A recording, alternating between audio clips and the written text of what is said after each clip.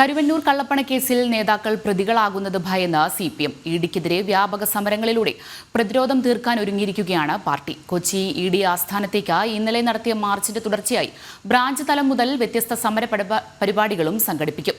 രണ്ടാം ഘട്ട കുറ്റപത്രത്തിൽ ബ്രാഞ്ച്, ലോക്കൽ ഏരിയ കമ്മിറ്റികളിലെ മുൻ നേതാക്കളും പ്രതികളാകുമെന്നാണ് സൂചന.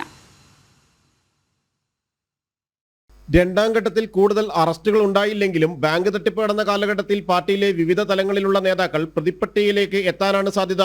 ജില്ലാ സംസ്ഥാന തലത്തിലുള്ള നേതാക്കൾ കൂടി ഇഡി അന്വേഷണ പരിധിയിലുള്ളതും CPM-നെ അങ്കലാപ്പിലാക്കുന്നുണ്ട്.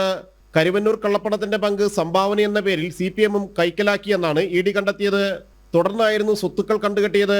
പാർട്ടിക്ക് കെട്ടിട നിർമ്മാണ ഫണ്ട്, ഭൂമി വാങ്ങാനുള്ള ഫണ്ട് എന്നിങ്ങനെയായിരുന്നു പണം വാങ്ങിയത്. ഫണ്ട് ശേഖരണത്തിനായി കരുവന്നൂർ ബാങ്കിൽ തന്നെ അക്കൗണ്ടും തുറന്നു. 5 അക്കൗണ്ടുകളാണ് തുറന്നിരുന്നത്. 5 അക്കൗണ്ടുകളുടെയും വിവരങ്ങൾ ഇഡി നേരത്തെ കേന്ദ്ര തെരഞ്ഞെടുപ്പ് കമ്മീഷനെയും റിസർവ് ബാങ്കിനെയും കേന്ദ്ര ധനമന്ത്രാലയത്തെയും അറിയിച്ചിരുന്നു.